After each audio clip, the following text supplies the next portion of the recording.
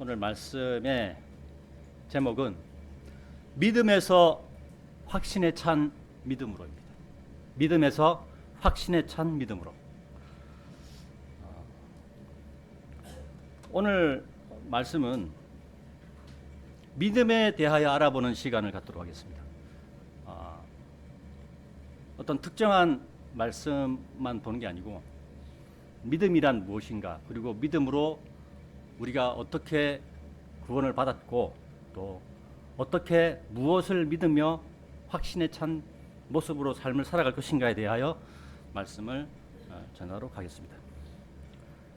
오늘날 우리는 믿음을 가지고 있다고 하면서도, 또는 그리스도인이라고 하면서도 각자의 삶에서 원하는 대로 또는 원하는 방향으로 이루어지지 않은 일들을 맞닥뜨리면 실망하고 넘어져서 다시 일어나려고 하지 않고, 또는 그리스도인으로 살아가는 것을 포기하는 그런 사람들도 많은 시대에 우리는 살고 있습니다.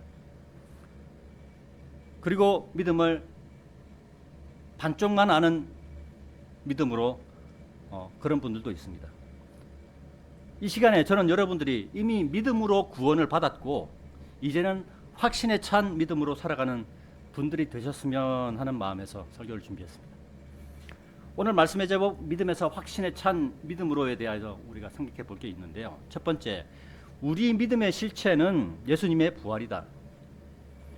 오늘 본문 말씀인 고린도전서 15장 12절에는 이제 그리스도 곧 그분께서 죽은 자들로부터 살아나셨다고 선포되셨거늘 너희 가운데 일부가 죽은 자들의 부활이 전혀 없다고 말하느냐라고 말씀하고 있습니다. 예수님의 초림 때부터 죽은 자들의 부활이 없다고 말하는 사람들이 있었죠. 성경에서 나오는 사두개인들, 사두개파 사람들 대표하고 있습니다. 오늘날에는 여호와의 증인들과 같은 이단 사상을 가진 자들이 죽은 자의 부활이 없다고 말하며 또 그들은 지옥도 없다고 말합니다. 그들은 육체가 죽으면 모든 것이 끝난다는 논리로, 그런 논리를 가지고 있는 사람입니다. 우리가 고린도전서 15장 17절을 한번 보겠습니다. 펴 있는 장수입니다. 고린도전서 15장 17절을 같이 보겠습니다. 그리고 만일 그리스도께서 일으켜지신 것이 아니라면 너희의 믿음은 헛되니 너희는 여전히 너희의 죄들 가운데 있는 것이라. 아멘입니다. 우리 믿음의 근본은 주 하나님이십니다. 그리고 십자가에 달려 죽으신 예수님을 일으키신 분도 주 하나님입니다. 17절에서 말씀하고 있지만 주 예수 그리스도께서 부활하지 않았다면 우리의 믿음은 헛된 것이죠. 우리가 헛된 걸 믿고 있는 거예요. 그리고 우리는 여전히 우리의 죄들 가운데 있는 것입니다. 믿는 자들, 구원받은 자들이 가야 할 곳은,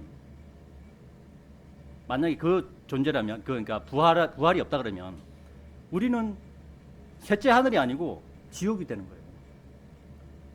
죽은 자의 부활은 이렇게나 중요한 것입니다.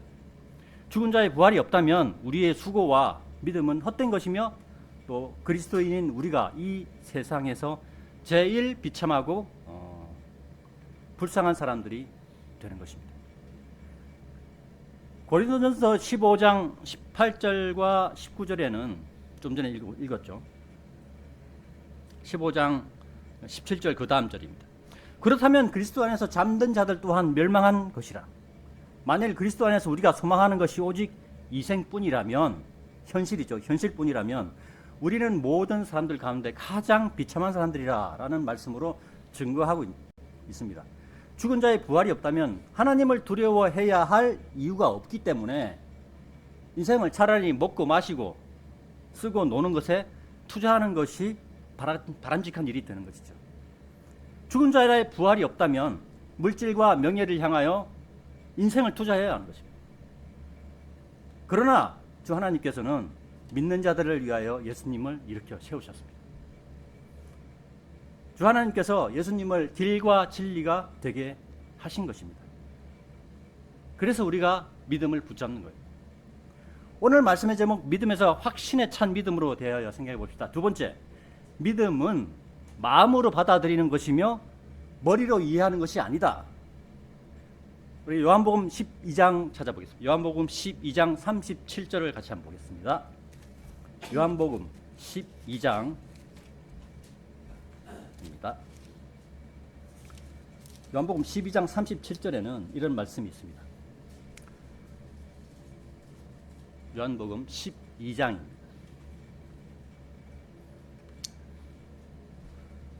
네, 그러나 비록 그분께서 그들 앞에서 그렇게 많은 기적들을 행하셨음에도 여전히 그들은 그분을 믿지 아니하였더라라고 말씀하고 있죠. 하나님이신 예수님께서 유대인들에게 많은 기적을 보여주셨음에도 유대인들은 예수님을 믿지 않았습니다. 이유는 받아들이려는 마음이 전혀 없었던 거예요. 유대인들이 마음으로 받아들이려 하지 않자 예수님께서는 똑같은 그 요한복음 12장 40절에서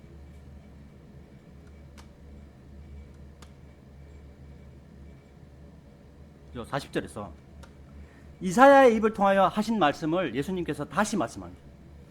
그분께서 그들의 눈을 멀게 하셨으며 그들의 마음을 완악하게 하셨으니 그들이 그들의 눈으로 보지 못하게 하려 함이요 그들의 마음으로 이해하지 못하게 하려 함이며 회심하지도 못하게 하려 함이요 네가 그들을 치유하지도 못하게 하려 함이라 라고 말씀하고 있죠.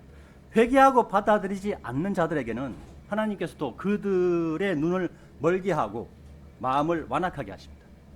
이것은 오늘날에도 똑같이 벌어집니다. 유대인에게만 적용되는 것이 아니고 이방인들에게도 적용이 되는 것입니다. 다만 유대인들에게는 집단적인 거부 현상이 있는 것입니다. 이것은 유대인들이 대환란을 겪어야 예수님을 받아들이게 되는 것과 관련이 있는 것입니다. 믿음은 마음으로 받아들이는 것입니다. 머리로 이해가 되지 않더라도 믿는 것입니다. 사실 예수님의 기적을 본다 한들 사람의 머리로 어떻게 이해를 할 수가 있겠습니까? 그렇죠? 사람은 이 땅의 범위 내에서 일어나는 일들에 대해서도 어느 정도 논리적으로 이해할 수 있을 뿐이지 전체를 이해하지 못합니다. 예수님께서는 하나님의 아들이자 하나님이신데 우주를 말씀으로 창조하신 분입니다. 우주 전체를 놓고 보자면 먼지만도 못한 한낱 미미한 존재일 뿐인 인간이 예수님이 행하시는 기적을 어떻게 이해할 수가 있겠습니까? 예수님의 기적을 이해하여야 믿겠다는 사람은 교만한 사람이며 자신을 몰라도 한참 모르는 사람입니다.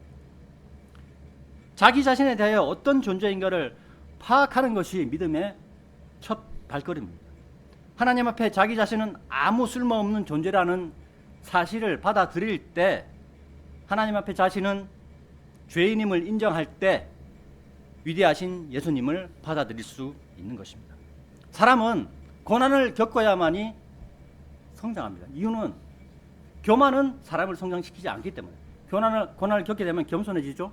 그러면서 받아들이게 되는 겁니다. 그래서 부자들이나 명예가 높은 사람들은 그들이 가지고 있는 물질과 명예로 인하여 예수님을 알지 못하는 경우가 많습니다. 자신들이 아무 쓸모없는 존재라는 사실과 자신들이 죄인임을 알지 못하는 것입니다. 자신들의 물질과 명예가 하나님 앞에 몸을 숙일 수 없는 교만이라는 부메랑으로 자신들의 몸을 뻣뻣하게 만들어요.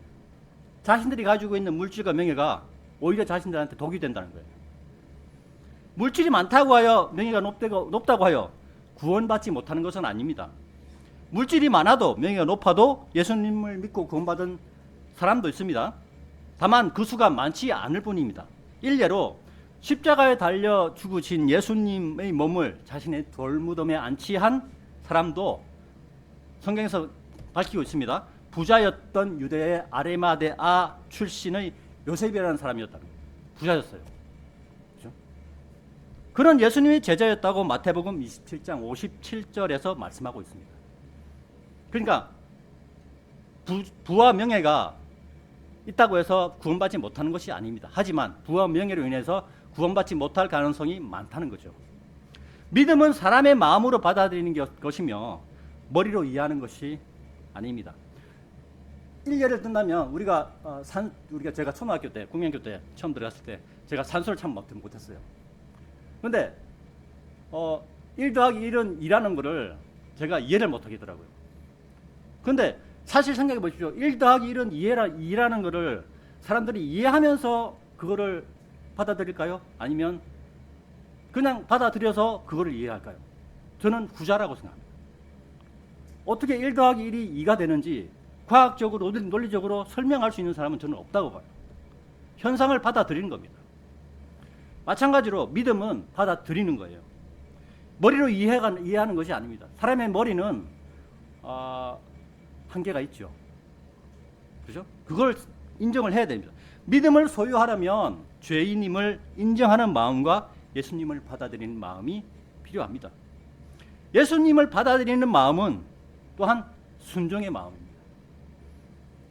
내 의지, 나의 자존감을 버리고 하나님께로 마음을 여는 것입니다. 나의 자아로 가득 차 있던 마음에서 나의 자아를 버리고 주 예수 그리스도로 채우는 것입니다. 예수님 내 마음속으로 들어오셔서 나를 인도해 주세요라고 그 마음을 예수님께로 여는 것입니다. 이것이 예수님의 믿음을 나의 마음으로 받아들인 것입니다. 인간의 이해력으로는 절대적으로 하나님의 섭리를 이해할 수가 없습니다. 제가 얼마 전에 유튜브에서 어떤 영상을 봤는데, 우리가 이 태양계가 돌아가는 게 그냥 태양이 중심에 있고 평면지에서 이제 별들이 태양을 중심으로 돈다고 생각하죠. 그런데 그게 아니었어요. 태양도 움직이는 거예요. 그 움직이는 태양을 중심으로 태양 중심에 있는 모든 화성이나 지구나 수성이나 모든 금성이나 모든 별들이 따라서 돌아가는 거예요. 나선 형식으로. 그걸 봤을 때 하나님께서 이거 어떻게 만드신 거지? 저는 놀랐습니다. 그리고 하나님의 능력을 찬양할 수밖에 없었던 거예요. 인간의 이해력으로는 절대적으로 하나님의 섭리를 알 수가 없습니다. 내가 마음으로 받아들였을 때 성령님이 내 속에 들어와 역사하시는 거예요. 문제는 받아들이느냐 받아들이지 않느냐입니다. 오늘 말씀의 제목 믿음에서 확신에 찬 믿음으로에 대해서 생각해 볼 것. 세 번째, 믿음은 구원과 연결된다. 로마서 10장, 우리가 잘 아는 로마서 10장 9절과 10절에 말씀이 있죠. 만일 내가 너의 입으로 주 예수를 시인하고 하나님께서 그분을 죽은 자들로부터 살리신 것을 너의 마음속에 믿는다면 너는 구원을 받으리라. 이는 사람이 마음으로 믿어 의에 이르고 입으로 시인하여 구원에 이르게 되기 때문이라 라고 말씀하고 있죠. 예수님께서 나를 위해 죽으셨구나. 예수님께서 나를 위해 죽은 자들부터 살아나셨구나. 이것을 마음속에 믿는 것이 구원이구나. 구원이 이렇게 쉽구나. 구원이라는 것을 내가 어떤 행위를 하여야 하는 것이 아니고 하나님께서 이렇게 하라고 해놓으신 방법대로만 그 방법대로만 한다면 구원을 받는구나 라고 구원받는 방법을 알아야 되는 거예요.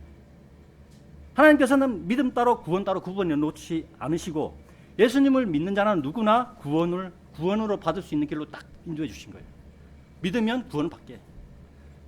믿음 따로 구원 따로가 아니고 같이 이렇게 연결해 놓으신 겁니다. 아담 이후의 사람은 모두 죄인으로 태어나죠. 그래서 지옥으로 가게 되는 운명입니다.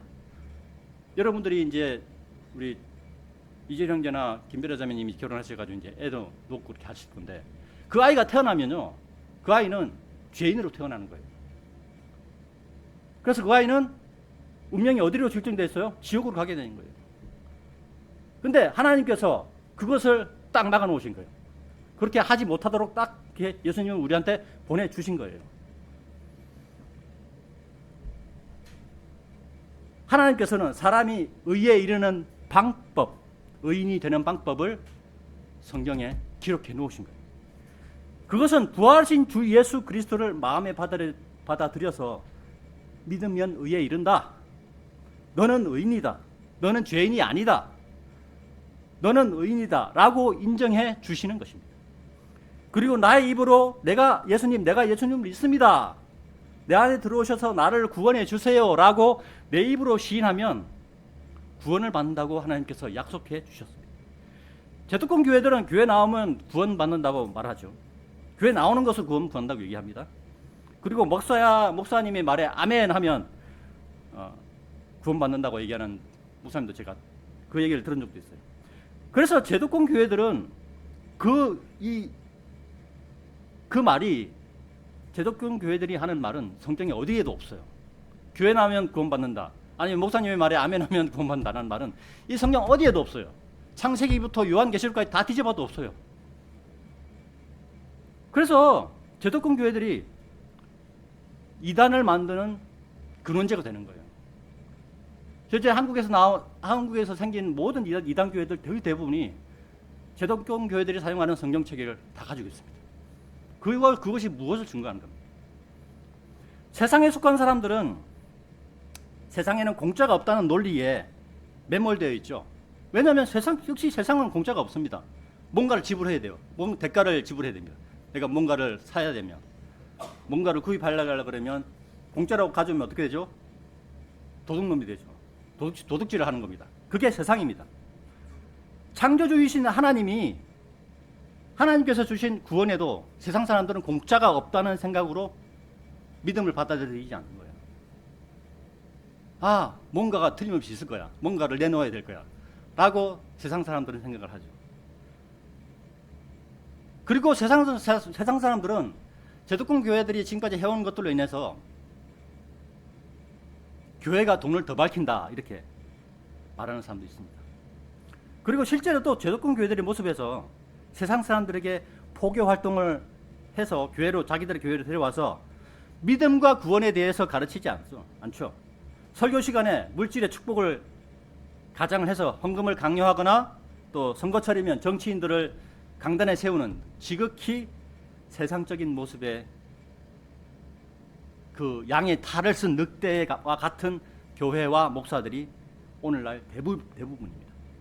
요즘은 아이들이 많지 않지만 2010년 정도까지는 100명 이상 되는 큰 어떤 중견교회들은 대부분이 가지고 있던 시설이 있었습니다. 그게 뭐냐면 유아시설인데요. 어린이집을 땡땡 성교원이라고 해가지고 다들 가지고 있었어요. 표면적인 이유는 포교 활동이었지만 내부적인 실제적인 이유는 돈과 관련이 있는 겁니다. 정부에서 지원을 하고, 또 교인들의 자녀들을 그 성교원으로 데려오게 해서 교인들한테 돈을 받고, 이런 것이 핵심이었습니다. 교회가 바른 말씀으로 바른 교리로 세워져야 하는데 세상의 논리로 가득 찬 교회들이 너무 많은 시대에 우리는 살고 있습니다. 그런 자들 때문에 예수님이 멸시받게 되었고, 진리를 찾는 참된 그리스도인을 찾아보기 어려운 시대가 된 것입니다. 그래서 세상 사람들은 교회가 돈을 더 밝힌다, 이렇게 얘기하는 겁니다. 오늘의 말씀 제목 믿음에서 확신에 찬 믿음으로 생각해 볼 것. 네 번째, 믿음은 하나님의 말씀을 듣는 것에서 시작된다. 하나님의 말씀을 듣는 것에서 믿음이 온다. 로마서 10장 17절에 이렇게 말씀있습니다. 그렇기에 믿음은 들음에서 오며 들음은 하나님의 말씀에 의해서 오느니라 라고 말씀하고 있죠.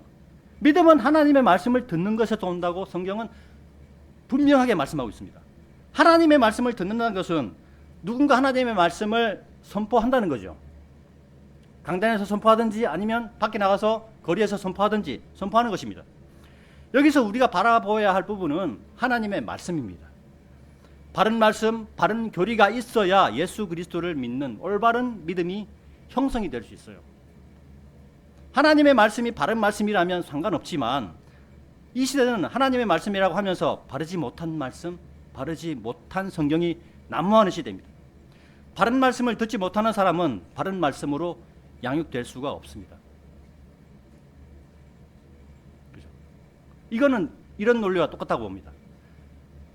바른 부모 밑에서 바른 자녀가 자라게 됩니다. 말씀은 바른 부모와 같은 역할을 하는 겁니다. 말씀이 바르지 못하면 또 문제가 뭐가 있을까요? 교리도 바르게 서지 못합니다. 교리는 뼈대와 같은 거예요. 사람으로 치면 척추와 같은 겁니다. 그런 역할 아주 중요한 겁니다. 말씀이 바르지 못하면 교리도 바르지 못하게 되는 겁니다. 바른 말씀과 바른 교리는 기어의 이빨, 여러분도 혹시 여자분 자매님들은 아시는 게 모르는데 기어가 딱 이렇게 어떤 동력을 전달하는 역할을 하죠. 기어가 자전거 체인을 보더라도 기어와 체인이 이렇게 연결되어 있죠. 그것처럼 맞물려 가는 거예요. 말씀과 교리는. 바른 말씀에서 바른 교리가 나옵니다. 이처럼 바른 말씀은 굉장히 중요합니다. 그러나 이 땅의 교회들은 또 목사님들은 이런 바른 말씀에 관심 있는 분들이 극히 적어요.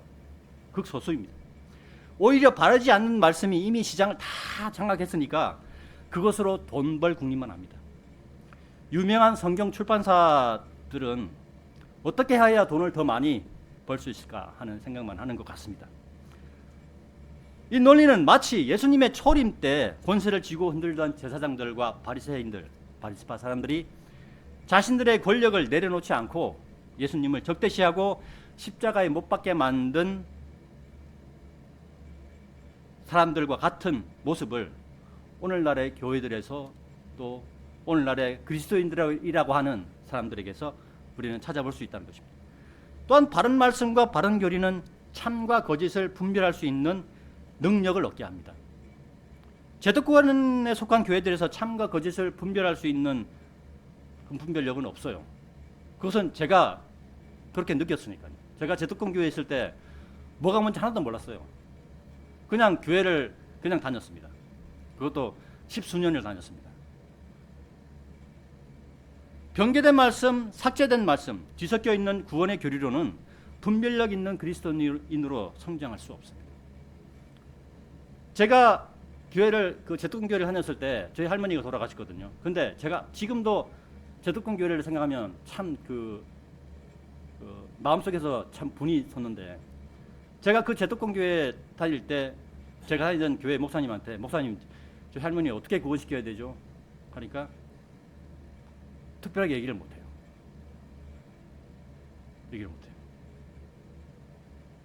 저는 그리고 그걸 갖다가 그냥 그렇게 해서 넘어갔어요. 근데 지금 생각하면 내가 할머니를 구원시킬 수 있었는데 내가 그걸 못했구나.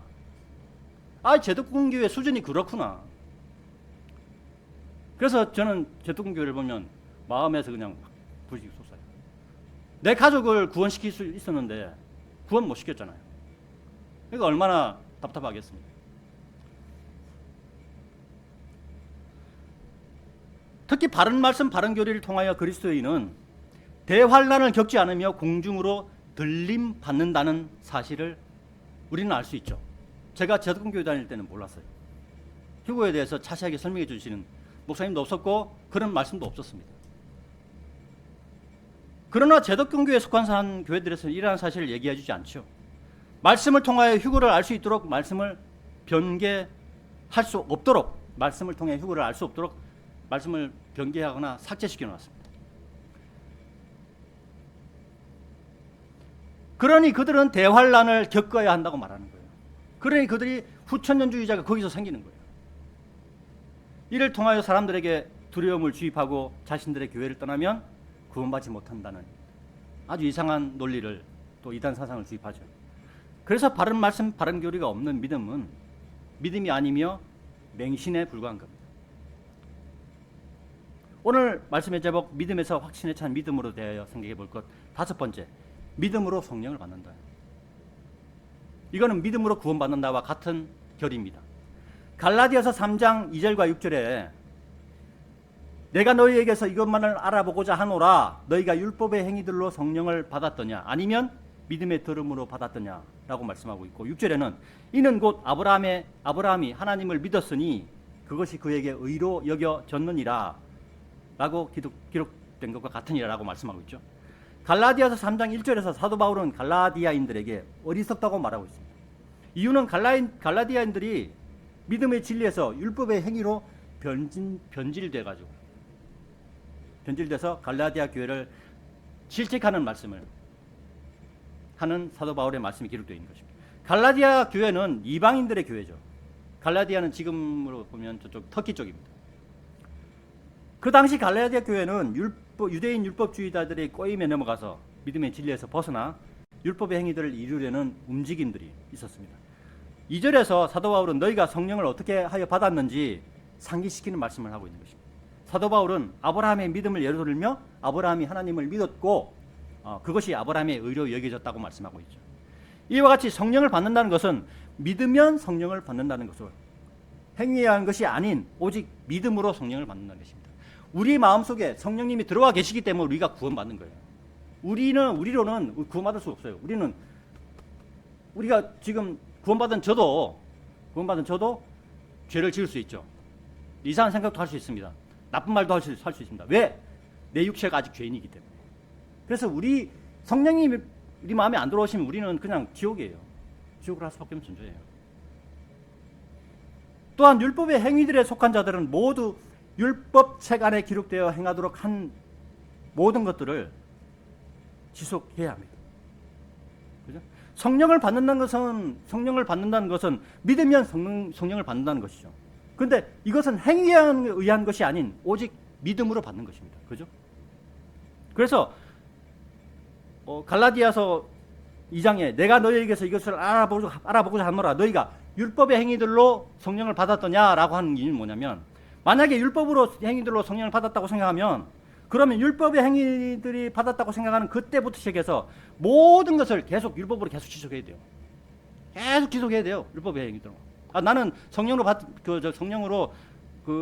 받은 게 아니라, 난 믿음으로 받은 게 아니고 난 율법으로 받았어. 그러면 그 사람은 계속 행위를 해야 돼요.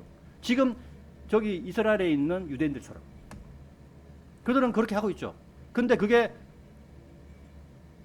그것을 중단하거나 잠시라도 중단하거나 이러면 바로 그냥 지옥으로 가는 거예요. 또한 율법의 행위들에 속한 자들은 아까 전에 모두 율법책에 기록되어 행하도록 한 모든 것들을 계속 지속해야 되는 겁니다. 그것을 중단하는 순간 그들은 모두 저주를 받기 때문입니다. 저주를 받는다는 얘기는 뭐냐면 지옥으로 간다는 거예요. 율법은 사람이 죄인인 것을 드러낼 뿐입니다. 율법은. 자, 우리가 아까 이제 변호사 얘기했고 법원 얘기했죠. 법이 있는 이유가 뭡니까? 내가 이렇게 행동했을 때 그것을 뭐에 비춰봐요? 법에 비춰보죠. 마찬가지 율법도 내가 한 행동에 율법에 비춰보면 그 율법이 내가 죄인인지 아닌지를 판단을 한다는 거예요. 그 기준이 된다는 겁니다. 율법은 사람이 죄인인 것을 드러낼 뿐입니다.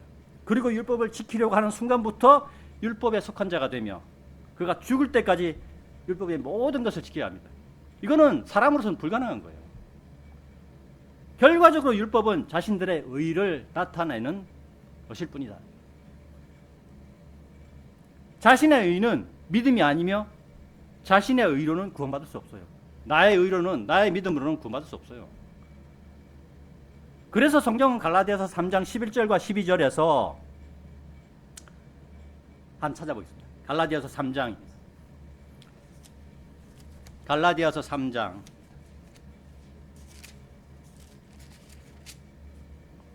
고린도 후서 다음에 있습니다.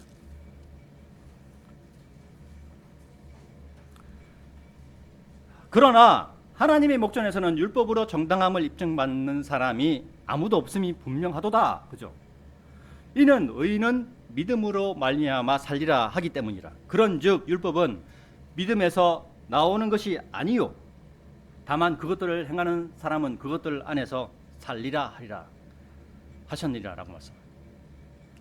율법은 율법이고 믿음은 믿음인 거예요. 율법으로 믿음을 쟁취할 수는 없어요. 오늘 말씀의 제목 믿음에서 확신에 찬 믿음으로, 여섯 번째 그리스도 예수를 믿음으로 하나님의 자녀가 된다. 이제 갈라디아 3장 찾아 나오셨죠. 그래서 26절을 같이 보겠습니다. 한 장 넘기면 26절이 있습니다.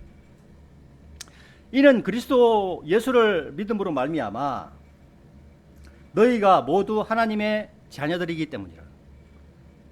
하나님, 내가 언제 하나님의 자녀가 됐습니까? 너가 믿었기 때문에. 너가 예수 그리스도를 마음에 받아들였기 때문에 하나님의 자녀가 되었다는 거예요. 예수님께서 오셔서 십자가에 못 박혀 죽으시고 부활하심으로 말미암아 부활하신 예수님을 믿는 모든 자들은 하나님의 자녀가 되었습니다. 이것은 나의 노력이나 나의 행위에 의한 것이 아닙니다.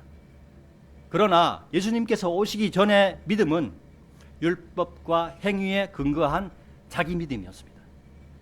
우리가 잘 아는 하박국 2장 4절에 보라 위로 높여진 자의 혼은 그의 안에서 올바르지 아니하느니라. 교만한 자를 말합니다. 위로 높여진 자는 교만한 사람을 얘기합니다. 그러나 의인은 자기 믿음으로 말미암아 살리라고 했어요. 구약은 자기 믿음으로 사는 거예요. 그러니까 자기 믿음이 약해졌을 때 구원받지 못하는 상황이 생길 수 있는 거죠.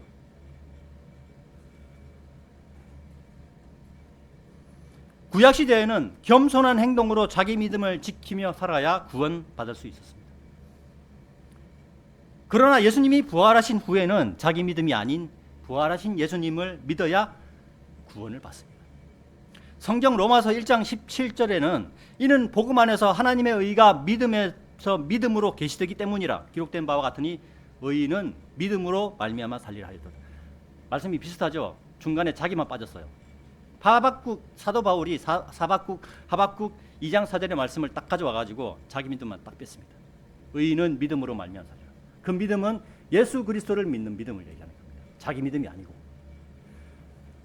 참고로 성경에서 의인은 믿음으로 말미암아 살리라는 말씀은 세 군데가 나오는데요. 로마서 1장 17절, 좀 전에 봤던 갈라디아서 3장 11절, 그리고 히브리서 10장 38절에 기록되어 있습니다.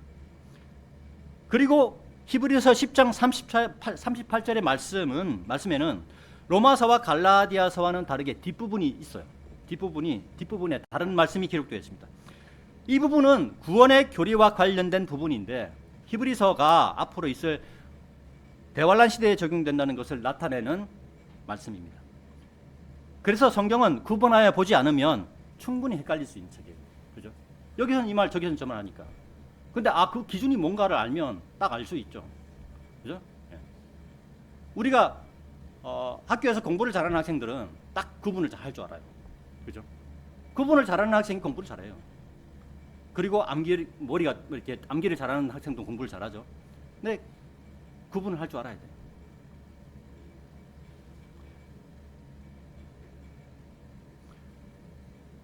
그래서 그리스도인은 바른 말씀과 바른 교리로 분별력을 갖추어야 합니다.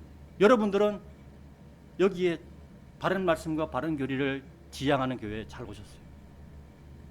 현재 한국에서 나와 있는 성경책 중에서 이보다 바른 말씀, 바른 교리는 없습니다. 그리고 이 책은 지금도 잘못된 부분을 수정하려고 목사님들이 계속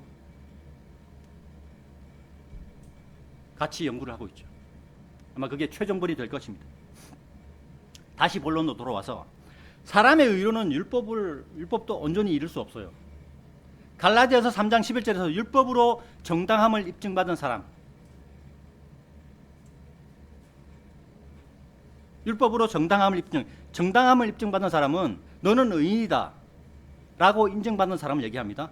또 구원받은 사람을 얘기해요. 근데 율법으로 정당함을 입증받은 사람이 아무도 없음이 분명하도다 라고 말씀하고 있는 것입니다. 그래서 하나님께서 하나님의 의를 예수님을 통하여 우리에게 계시해 주신 거예요. 사람들이 율법으로는 아무도 구원을 못 받는구나. 하나님께서 아시는 거죠. 그래서 예수님을 우리에게 계시해 주신 거예요. 그래서 우리는 예수님을 믿었고 성령님이 우리 안에 들어와 계시며 하나님 앞에 우리가 의인으로 인정받는 거예요. 예수님 때문에. 우리가 예수님의 옷을 딱 입으면 넌 의인이구나 라고 인정받는 거예요. 그럴 리는 없지만 만약에 이건 가정입니다. 우리 안에 계신 성령님이 떠나신다면 우리는 즉시 죄인이 되는 것입니다. 그리고 죄인은 구원에서 탈락하는 거예요. 구원에서 탈락하면 어디로 갑니까? 지옥으로 가게 되죠. 이런 일이 구약시대에는 실제로 있었습니다. 실제로 구약시대에는 일어났어요.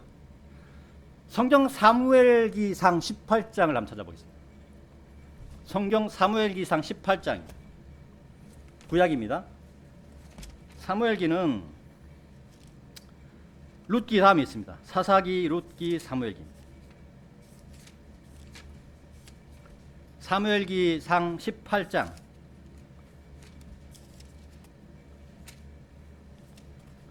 사무엘기상 18장 12절입니다. 자, 제가 봉독해 오겠습니다. 그런즉 사울이 다윗을 무서워하였으니 주께서 그와 함께 계셨으나 사울에게서는 떠나셨기 때문이라. 주께서 사울에게서 떠났다는 얘기예요. 그러면 뭐예요? 그 전에는 사울에게 주께서 함께 했다는 거예요. 여기서 주께서 떠났다는 얘기는 성령님이 떠나셨다는 얘기예요. 구약 시대에는 성령님이 사람의 마음에 들어왔다 나왔다는 거예요. 그 사람 마음에 들어와 계시면 그 사람이 구원받을 수 있는 조건이 되는 거고, 떠나버리면 그 사람은 구원받지 못하고 지옥을 하는 거예요.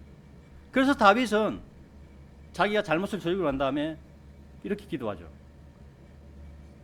나에게서 성령님이 떠나지 않게 해달라고 하나님께 기도합니다. 그래서 하나님께서 그 기도를 들으시고 다윗은 죄를 지었지만 떠나지 않았습니다.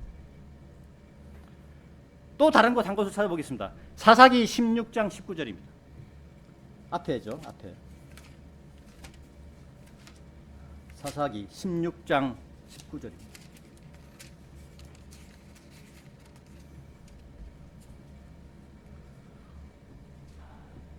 제가 봉독해 읽겠습니다. 그리고 그녀가 그를 그녀의 두 무릎 위에서 잠들게 하였더라. 그러면서 그녀가 한 남자를 불러 그의 머리에 7 타래들을 밀어버리도록 그녀가 그에게 시켰더라. 그런 다음에 그녀가 그를 괴롭히기 시작하였더니 그의 힘이 그에게서 떠났더라. 여기서 그녀는 델릴라입니다. 그리고 그는 삼손이에요. 삼손은 하나님께 간구함으로 그의 힘이, 원래 삼손의 힘의 근원은 머리카락이 있었어요. 그래서 근데 자기가 좋아하는 여자가 계속 이제 계속 입을 찌르니까 어쩔 수 없이 자기 비밀을 얘기를 하죠. 그래서 삼손의 머리가 밀렸습니다. 그래서 삼손은 힘을 쓸 수 없어서 힘을 다 빠져버렸어요. 일반적인 사람과 똑같아졌습니다. 그리고 난 다음에 삼손이 붙잡혀가지고 그쪽에 있던 이방인들한테 붙잡혀가지고 어떻게 됩니까? 소같이 이게 빙글빙글 도는 타작 마당에서 소같이 일을 하면서 있었죠. 눈이 다 뽑히고 앞에도 아무것도 안 보이고. 근데 사람의 머리는 이렇게 밀리면 다시 자라죠. 자라고 있었는데 삼손이 하나님께 간구하죠. 그의 예전의 힘이 다시 돌아오게 해달라고 하나님께 삼손이 간구를 합니다. 그래서 예전의 힘이 다시 돌아왔고, 삼손이 살아있을 때 살해한 자들보다 그가 죽을 때 살해한 자들이 더 많았다고 합니다. 그 잔치가 벌어졌는데 사람들이 삼손을 조롱하기 위해서 삼손을 데리고 오죠.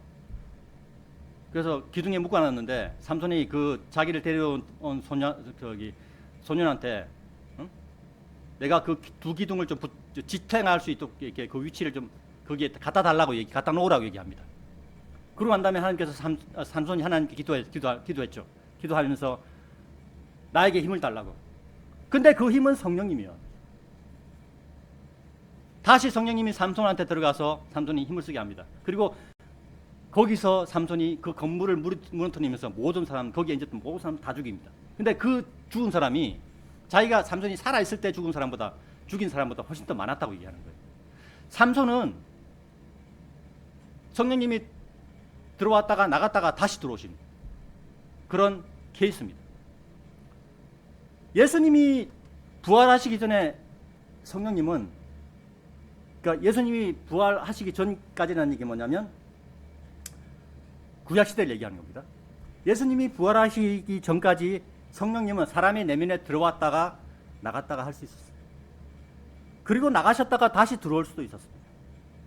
왜냐하면 의인은 자기 믿음으로 말미암아 산다는 구약적 교리가 적용되는 시대였기 때문입니다. 하지만 교회 시대인 오늘날은 주 예수 그리스도를 믿는 자는 모두 하나님의 자녀가 되는 교리가 적용되는 시대입니다. 그래서 갈라디아서 3장 26절에서 이는 그리스도 예수를 믿음으로 말미암아 너희가 모두 하나님의 자녀들이 된다. 이게 뭐냐면 성령님께서 우리가 딱 들어오시면 안 나가셔요. 우리가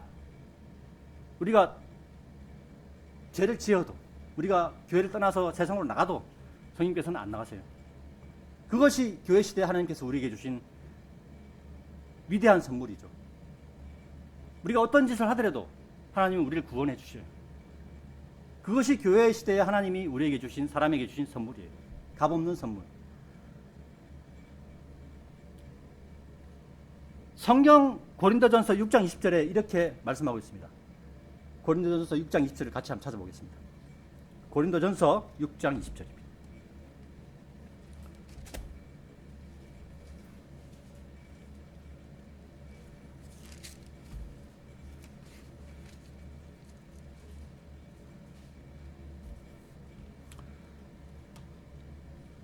네, 제가 봉독을 하겠습니다.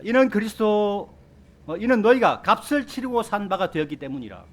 그러므로 너희의 몸과 너희의 영 안에서 하나님께 영광을 돌리라. 그것들은 하나님의 것이라. 그러니까 뭐예요? 우리들의 영과 혼과 몸은 하나님의 것이라.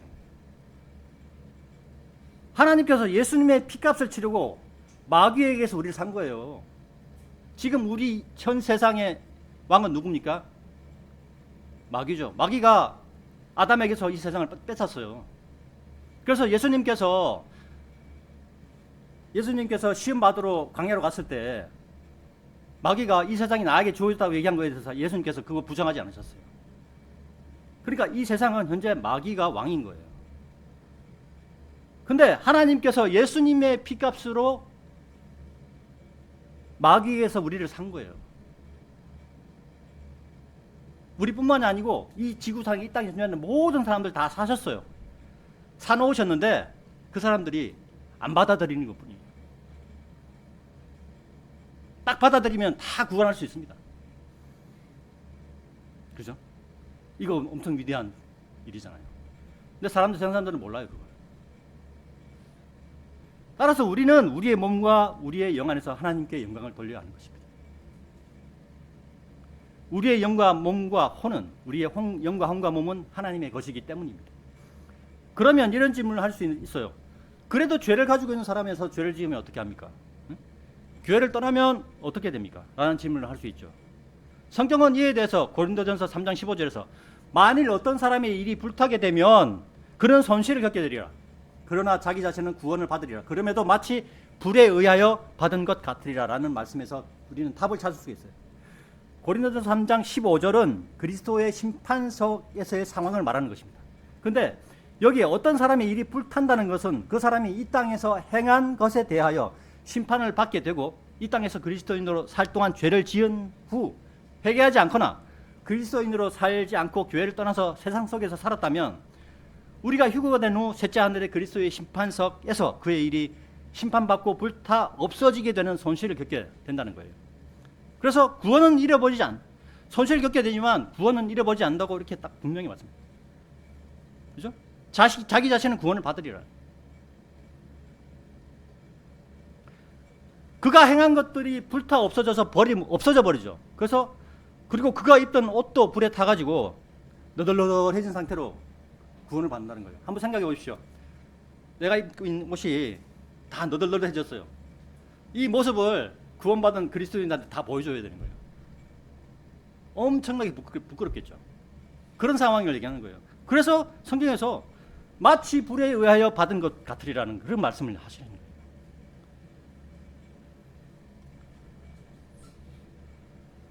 교회 시대에 구원받은 사람이 죄를 짓고 회개하지 않거나 교회를 떠나 세상으로 가더라도 구원은 잃어버리지 않습니다. 이건 제 말이 아니고 여기 고린도전서 3장 15절의 말씀입니다. 다만 영광스러운 것들을 얻지 못하고 자기의 영과 혼과 몸만 건짐을 받는 것입니다. 교회 시대 구원은 누구나 받을 수 있습니다. 그래서 그리스도인인 우리는 구원에 집착하는 사람이 되어서는 안 된다는 말씀을 제가 지난주에 듣던 것 같은데 구원에 집착할 필요가 하나도 없어요. 우리는 이미 따놓은 당상이에요. 근데 왜 자꾸 구원에 집착하냐 이거예요. 제도권 교회들이 구원에 집착하죠. 왜냐하면 그들은 모르기 때문에. 구원 너머에 있는 영광스러운 것들을 바라보는 그리스도인으로 우리는 살아가야 합니다. 그래서 나의 잘못된 습관이 있다면 고칠 수 있고 앞으로 나갈 수 있는 것입니다. 나의 잘못된 언어 습관, 행동 습관 등이 그리스도인으로 불리기에 합당하게 바뀌어야 됩니다. 내 속에 들어와 계시는 성령님을 의지하여 기도함으로, 성령님을 의지하며 말씀을 읽음으로 내가 성령님이 인도하는 대로 살아가는 그리스도인으로 되는 것입니다. 그래야 그 믿음이 자라는 거예요. 구약 성경 사무엘기 15장 22절에는 예언자이자 제사장이었던 사무엘이 이스라엘 초대 왕인 사울에게 이런 말씀합니다. 주께서 번제물들과 희생제물들을 주의 음성에 순종하는 것만큼 매우 즐거워하시나이까. 보소서, 순종하는 것이 희생제물보다 낫고 경청하는 것이 순양들의 지방보다 낫나이다 라고 말씀하고 있죠. 그리스도 예수를 믿음으로 하나님의 자녀가 되었다면 우리는 하나님께서 찾는 사람으로 변화되어 있어야 합니다. 하나님께서는 순종하는 사람, 하나님의 말씀에 경청하는 사람을 찾으십니다. 이것은 옛날이나 지금이나 변함이 없는 하나님을 찾는 변함이 없는 사람을 찾는 하나님의 방법이에요. 오늘날에도 주 하나님께서는 그리스도인이 하나님의 말씀에 순종하는 것을 매우 즐거워하십니다. 우리는 하나님의 말씀에 순종하기 위하여 기도해야 하며 말씀을 매일 읽어야 합니다. 그래서 하나님께서 말씀을 읽으면 그 말씀이 달라고 했잖아요. 아까 오전에 집사님이 성경 공부 시간에 그렇게 말씀했거든요. 그래야 하나님의 뜻을 알 수 있습니다. 오늘날에는 하나님께서 성경으로 말씀하죠. 옛날에는 구약시대에는 주의 음성이라고 했죠. 요즘은 주의 음성은 없어요. 뭐 있습니까? 성경이 있어요. 그래서 이 성경이 중요하다. 그래서 바른 말씀이 되게 중요하다. 왜? 하나님께서는 말씀으로 말씀하시기 때문에. 사무엘기상 15장 22절의 주의 음성은 오늘날에는 하나님의 말씀입니다. 골로새서 3장 16절에는 말씀에 대해 이렇게 말씀하고 있습니다. 그리스도의 말씀이 너희 안에 모든 지혜로 풍부하게 머물게 하라.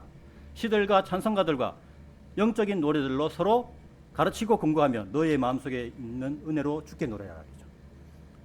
그리스도의 말씀이 너희 안에 모든 지혜로 풍부하게 머물게 하라. 말씀이 우리 안에. 오늘 말씀을 정리하겠습니다.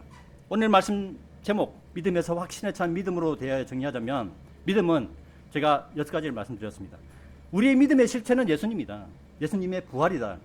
그리고 두 번째, 믿음은 마음으로 받아들인 것이며 머리로 이해하는 것이 절대 아니다. 세 번째, 믿음은 구원과 연결된다. 네 번째, 믿음은 하나님의 말씀을 듣는 것에서 온다.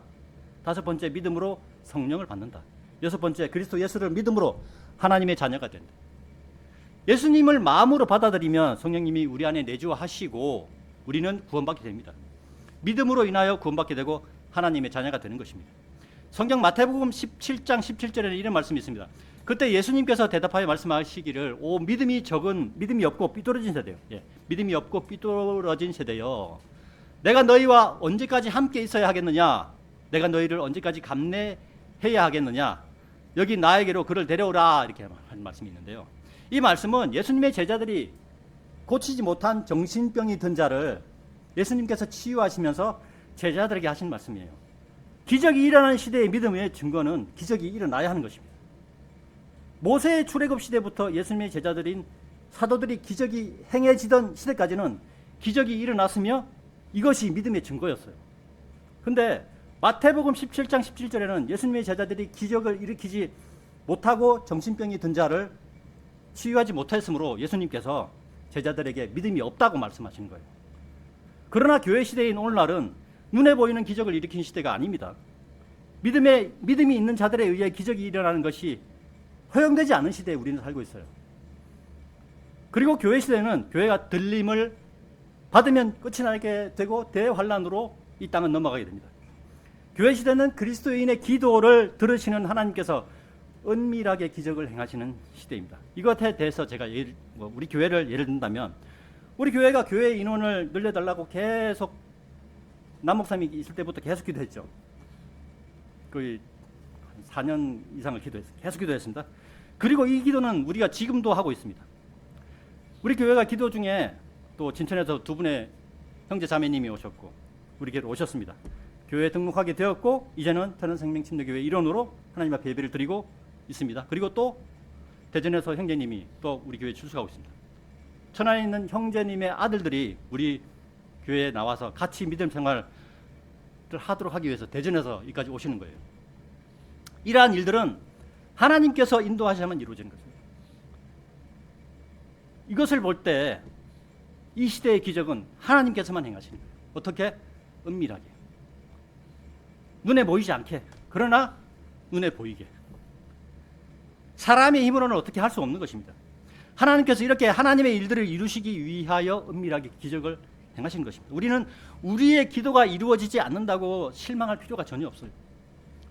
때가 되면 하나님께서 기적을 일으킬 것입니다. 중요한 것은 우리는 믿음으로 하나님의 때를 기다리고 기도하면 되는 거예요. 우리가 너무 성급해서, 우리가 너무 조급해서, 우리의 성격이 너무 급해서, 보통 한국인들이 성격이 급하다고 얘기하죠. 저도 좀 성격이 급한 편입니다.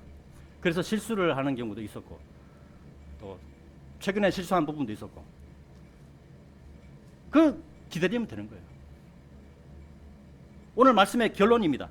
천안신 청년 침례교회 성도 여러분, 예수님을 마음으로 받아들이면 성령님이 우리 안에 내주하시고 우리는 구원받게 됩니다.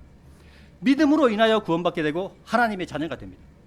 예수님을 마음으로 받아들이는 것이 믿음이고 구원입니다. 믿음이란 무엇인가에 대하여 여러 가지 말씀을 드렸지만, 결론적으로 믿음은 부활하신 예수님을 받아들이고, 부활하신 예수님을 일단 받아들이는 것이고, 예수님께서 다시 오시는 주의 날을 기다리는 것입니다. 그래서 제가 제목을 그렇게 지은 이유가 믿음에서 확신에 찬 믿음으로.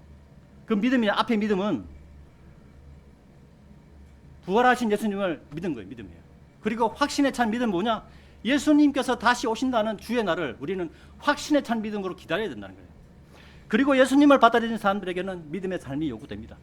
이유는 사람이 믿음을 소유하였다고 해도 믿음을 소유하는 순간 당장 하늘나라로 데려감을 당하지 않죠. 예수님께서 다시 오실 때가 언제인지는 하나님 외에는 아무도 모른다고 성경에서 말씀하고 있습니다. 그래서 시간이 필요하죠. 우리가 믿음과 동시에 하늘나라로 간다면 믿음의 삶은 필요하지 않습니다. 그러나 우리 앞에는 주의 날을 기다리는 이 땅에서의 삶이 있습니다. 믿음을 소유하였기에 구원받기 전의 삶에서 구원받은 후의 삶으로 변화가 되어야 하는 것입니다. 구원받기 전의 삶은 세상에 속한 삶이었다면 구원받은 후의 삶은 예수 그리스도께 속한 삶입니다. 주 예수 그리스도께 속한 삶은 항상 확신에 차 있어야 돼요. 무엇을 우리는 믿어서 구원을 받았죠. 그러면 우리는 이제 무엇을 믿어야 됩니까? 앞으로 예수님께서 다시 오신다는, 공중재림하신다는, 우리를 공중으로 들려 올라게 하신다는 그 주의 날을 우리는 확신에 찬 믿음으로 그걸 믿어야 되는 거예요. 그래야만이 우리가 이 삶에서 승리할 수 있는 거예요. 성경 한 군데를 한번 찾아보겠습니다. 고린도후서 5장 1절부터 7절까지입니다. 고린도후서 5장입니다. 1절부터 7절까지입니다. 자, 우리 같이 한번 봉독하겠습니다. 시작. 이는 만일 땅에 속한 우리의 이 장막집이 분해된다 해도 우리가 하나님께 속한 한 건물 곧 사람들의 손으로 지어지지 아니하고 하늘들에 영존하는 한 집을 갖고 있음을 우리가 알기 때문이라. 이는 이 장막 안에서 우리가 하늘로부터 내려오는 우리의 집으로 옷 입혀지기를 열렬하게 갈망하며 신음하기 때문이라. 만일 우리가 그렇게 옷 입혀진다면 우리는 벌거벗은 채 발견되지 아니하리라. 이는 이 장막 안에 있는 우리가 짐에 눌린 채 신음하고 있기 때문이라. 우리가 옷이 벗겨지기를 바라는 것이 아니요 옷 입혀지기를 바라는 것이니 죽을 운명이 생명에 의하여 다 삼켜지게 하려 함이라. 이제 바로 이 일을 위해 우리를 조성하신 그분은 하나님이시니 그분께서는 또한 우리에게 성령의 보증을 주셨도다. 그러므로 우리가 몸 안에서 집에 있는 동안 우리는 주와 떨어져 있음을 알면서도 우리가 항상 확신에 차 있느니라. 이는 우리가 믿음으로 살아가고 보는 것으로 살아가지 아니하기 때문이라. 아멘입니다. 그죠? 하나님께서 성령의 보증을 우리가 이제 보통 계약할 때 보증금을 내죠. 건물을 계약하거나 이렇게 집을 계약하거나 사무실 계약하거나 보증금을 냅니다. 하나님께서 성령님을 우리의 마음에서 주시면서 그걸 보증금의 역할로 해서 딱 주신 거예요. 그건 뭐예요? 이거는 확실한 약속이라는 거예요. 그래서 앞에 보면 이 장막 안에, 장막은 우리의 육체를 얘기하는 겁니다. 우리 육체를 얘기하는, 우리 몸을 얘기하는 겁니다. 그리고 4절에 보면 우리가 짐에 눌린 채, 이 짐에 눌린 채라는 것은 죄악들에 눌려 있다는 거예요. 우리 인간이 그렇죠? 예. 찬한생명 침례교회 성도 여러분, 우리는 확신에 찬 믿음으로 살아가야 합니다. 우리가 예수님을 믿어서 구원받았다면 이제 예수님께서 우리를 데리러 오실 것이라는 이거는 틀림없는 확신이야. 뭘로 우리가 알 수 있습니까? 좀 전에 읽었던 고린도후서 5장 1절부터 7절까지의 말씀 우리는 알 수 있죠. 그 확신으로 우리는 살아가야 하는 것입니다. 이도 저도 아닌 세상 사람들과 같은 생각으로 살아가는 사람들이 되어서는 절대로 안 됩니다. 확신에 찬 믿음은 주 예수 그리스도께서 공중에서 우리를 부르시는 주의 날을 기다리는 믿음입니다. 우리 모두 확신에 찬 믿음으로 우리 앞에 주어진 삶을 살아갑시다. 이상으로 2025년 2월 16일 주일 오전 설교를 마칩니다.